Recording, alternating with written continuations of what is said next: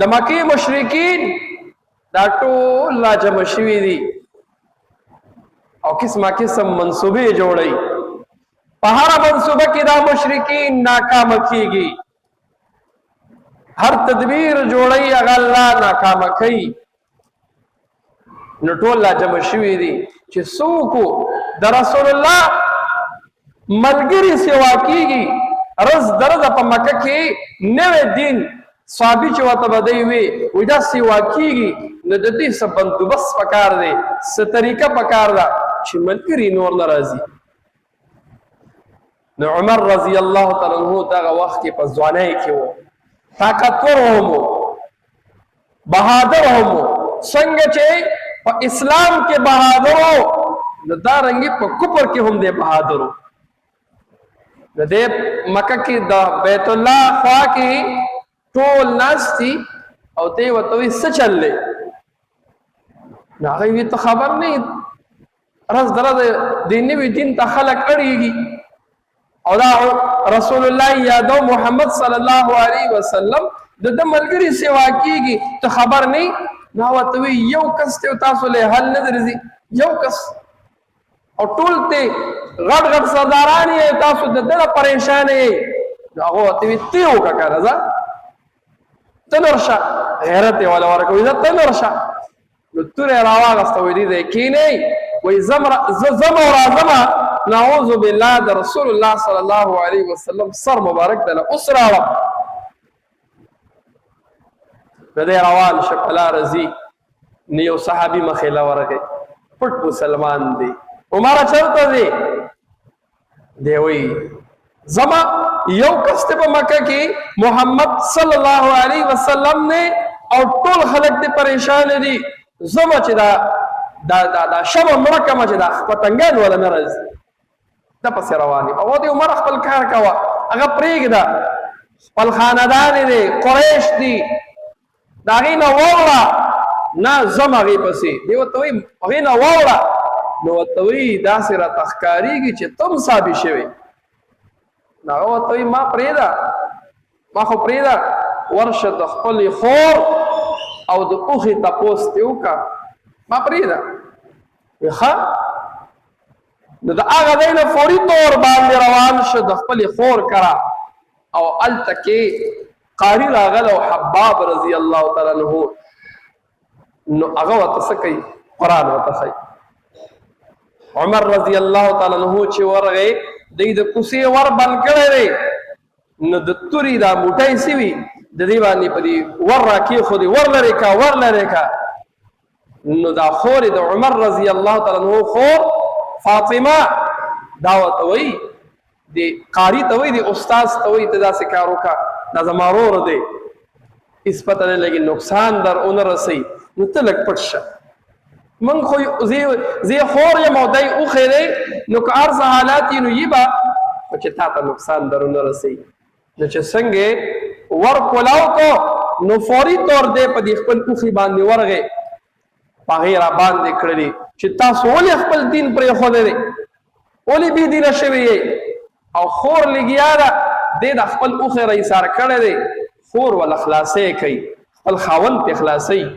نو چې د خور مخ له یو څپېړه راغوځار کړله تیزه، نو د هغې د وجې د هغې مخ زخمي شو، وینه ترې روانه شو.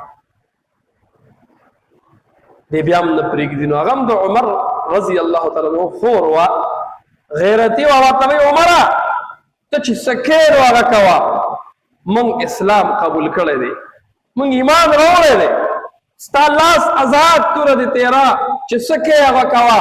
د خور دا وینا وه چې د عمر رضی الله تعالی عنہ زړه نرم شو او هغه طرف ته رسول الله صلی الله علیه وسلم ولا دعا کړې ده. نو دی فوري طور ودرېد، تاسو څه وی؟ قرآن یې خو اورېدلی و، در غوږو شوی و. وایي تاسو څه وی؟ ورته موږ عمر دا ته نشي اغستی، وایي ما له راکړئ.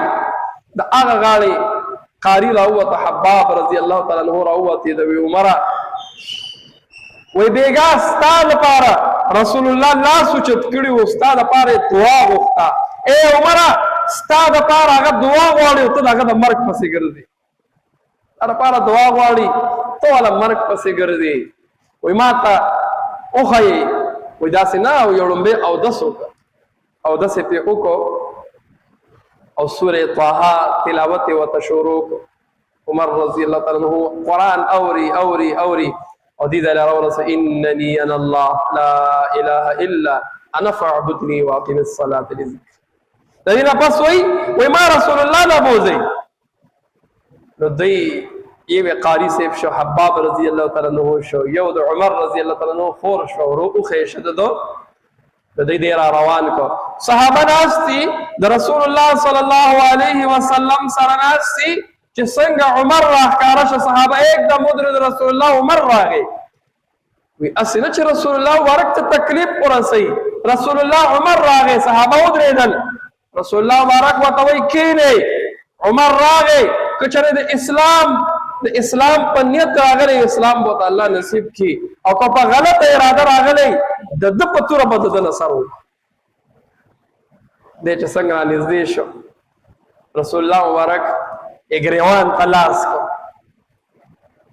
چې ګریوان تلاش کې وتوي عمر وایا کنه په کم خیال لاغلی عمر په کم خیال لاغلی دی وتوي رسول الله د ایمان په خیال لاغلی د ایمان مقصد دی بل خیال نیم راغلی ایمان راته وخایا رستو ته څوک تاسو کوي عمر چې کله د رسول الله مبارک لاس تا ګریوان ته ضرور رسیدل ستاسو کې پیاتو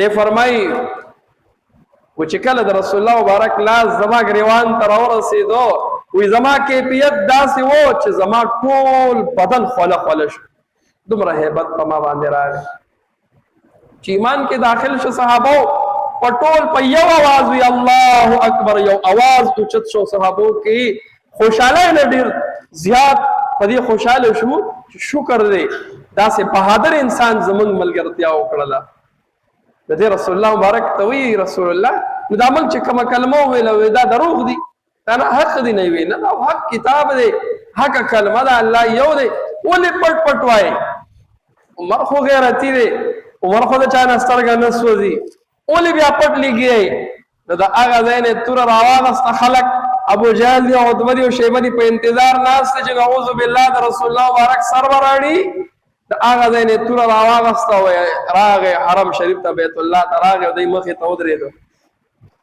او اعلان وکړي وای کو څوک مې نه پیژنې زب خطاب زوی عمر یما زب خطاب زوی عمر یما اے عمر نن علی الاعلان دا خبره کوي چې عمر اسلام قبول کړو او یاد ساته د نن نمخ کې مې چې څومره زور او طاقت د اسلام خلاف استعمالو د نن نفس بداغې نه زیات د اسلام په دفاع کې استعمالېږي د عمر رضی الله تعالی عنہ په اسلام راوړلو سره اسلام ته قوت ملو شو دا بل واقعات چې کتابونه باغ باندې ډک چې داغه د بهادرۍ داغه د عدل او د انصاف داغه د دیانتدارۍ او دا غرنګ داغه د عاجزۍ څومره عاجزۍ چې په 22 کروڑ مربع میل باندې حکومت کوي او کله وی کاش چې زوا خویرو کاش چې پیدا نه وي کاش چې عمر سره حساب کتاب نه وي 22 کروڑ مربع میل باندې حکومت ته امیر المؤمنین دی او د شپې د مدینه او د مکه د مدینه په کوڅو کې سکی چکر واخی اسنه د عمر حکومت ته عمر امیر المؤمنین دی او د عمر په نگرانی او په حکومت کې چرته د چا د زړه چې ته الله ته ونرسي څوک چرته د لوګي د لاس ودن شي چا سره چرته ظلم ونشي چا سره چرته زیاته ونشي داسې حکومت کړي دي داسې عاجزۍ سره ژوند تیر کړي بل واقعات دي چونکه ټیم ختم دي حالات د عمر مې د دې د وجه بیانول چې په یکم محرم باندې عمر رضی الله تعالی عنہ په شان ته هستی دا چې دغه شهید شو نو یو غلام ابو لؤلؤ فیروز د عمر رضی الله تعالی عنہ ته سوال وکړو د چا غلام وې زما د مالک توایا چې مانه لګي پیسې کمی غواړي ما سره دومره نوي د چونکه امیر المؤمنین د ده غلام ته وی ته څه کار کوې؟ نو هغه ورته وی زه لوار یم، تورې جوړوم، چړې جوړوم، چاکوان جوړوم. نو دی ورته تا خو ډېر ښکلی پند دی، ته خو ډېرې ښې روپۍ ګټې، نو ته بیا ولې دا شکایت کوې چې زما اکا ته ووایه چې ما له پیسې کمې اخلي؟ نو هغه ورته وی زه عمره تا له به هم کنده وکنم، تا له به څه وکړم؟ وایي کنده به دله وکنم. بس زړه کې ورته پرته وه چې ولې دې داسې ووایي زما په حق کې، زما حق کې به دې څه کړې وه، فیصله کړې وه، که هوا که خرابه وه. نن زمانې کې بعضې ټیم هم داسې وشي، یو کس وایي چې زما په حق کې دې فیصله وکړي، که زما زه په غلطه یم خو بس چې فیصله زما په حق کې وشي. امیر المؤمنین خو د عدل حکومت و، هغه وایي نه داسې مه کوه. نو دی ولګېدو، یو دومخي دې چاړه یې جوړه کړله او هغې یې د زهرو اوبه ورکړلې. عمر رضی الله تعالی عنه په 30مه هجري ده او تقریبا 27 ذی الحجه ده، د سهار لمونځ ته مخکې شوی دی، خلکو له امیر المؤمنین دی او خلکو له امامت ورکوي. دا غلام د شاته ولاړ دی، ورپسې په سب کې، په دویم سب کې یا لومبي کې د دا چاړه راواغسته او په امیر المؤمنین حضرت عمر رضی الله تعالی عنه باندې وارونه وکړل د شاته طرف نه، او بلا ځایونه زخمی شو، د نامه خوا کې یو ځای ډېر زخمی شو. چې کله به غزار وکړو نو دا کس دا غلام تښتېدو، د ځان سره په لاره غالبا 17-18 صحابه کرام د جماعت کې د ځان سره په هغه چاړه باندې ووهل. هغه ټول چې د هغه څه شو شهیدان شول. یو صحابي په یو څادر ور وویشتو، په هغې کې راګیر کړو. امیر المؤمنین چې کله کور ته لاړ یو کس ورته پی ورکړل، زخم دومره و چې کله یې پی وسکل نو په هغه سوري باندې چې دنه پی واپس راوپیدل. بچی ته وایي معلومیږي دا چې زما ژوند نور نشته او د دې نه به زه وفات شمه. ورشه بیبي عایشې رضی الله تعالی عنها ته وایه چې پلار را لېږلی یم امیر المؤمنین، دا تا چې کوم ځای ځان له پرېښودی دی زما د 2 ملګرو سره، چې یو رسول الله دی یو ابوبکر صدیق دی. نو پلار مې وایي که چېرې دا ځای ما ته راکړه نو ښه به وي، موږ دنیا کې هم درې واړه ملګري وو، آخرت کې به هم درې واړه یو، او رسول الله ویلو موږ درې واړه به داسې راپاسوئ. نو زوی عبدالله ابن عمر رضی الله تعالی عنه راغی، بیبي عایشې رضی الله تعالی عنها ته وی پلار مې داسې وایي. عایشه رضی الله تعالی عنها ورته فرمایي وایي دا ځای ما د خپل ځان دپاره پرېښودی و، خو امیر المؤمنین له زه په خپل ځان ترجیح ورکوم په دې کې دې دفن شي. وصیت یې وکړو، وایي هسې نه چې عایشه رضی الله تعالی عنها زما نه زه ژوندی یم نو زما لحاظ یې کړی وي او زما په ژوند زما نه شرمېدلي وي. یاد ساتئ زما وصیت به دا وي چې کله زه وفات شمه زما کفن وشي او زما کټ واخلی او هلته کې کښېنئ، بیا به لاړ شي او د مور نه به تپوس وکړئ، د بیبي عایشې نه به تپوس وکړئ چې د امیر المؤمنین عمر رضی الله تعالی عنه لاش راغلی دی، خو ستا اجازت یې چې دې ځای کې دفن. نو په 1 محرم باندې امیر المؤمنین څه شو؟ دا وفات شو او بیا د رسول الله صلی الله علیه وسلم په خوا کې څه شو؟ دفن. غالبا 30 کاله لګبګ د امیر المؤمنین چې دنو حکومت کړو، په هغې کې عدل او انصاف خبره مې دا کوله. د صحابه کرامو ژوند زندگی زمونږ او ستاسو مخې ته ده، د صحابو په نقش قدم باندې روان شو. محرم هم شروع دی، څنګه چې شیعګان هغه څه کوي په صحابو کې په بعضو له ترجیح ورکوي.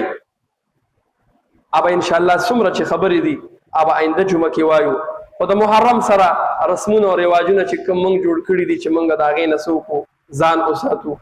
د عاشوري روژه را روانه ده، 10 محرم باندې چې آینده جمعه به وي چې د هغې څه وکړو. رسول الله مبارک وفرمایل چې تاسو د یهودو سره څه کوئ اتفاق مه کوئ، که زه ژوندی ومه آینده کال به ورسره یو بله نیسمه. نو که څوک دغه روژه نیسي یا دې ورسره د زیارت روژه ونیسي یا دې ورسره د خالي روژه ونیسي. د عاشوري فضایل فضیلت چې څومره وي انشاءالله دا به آینده جمعه وایو. الله دې د عمل کولو توفیق را نصیب کړي.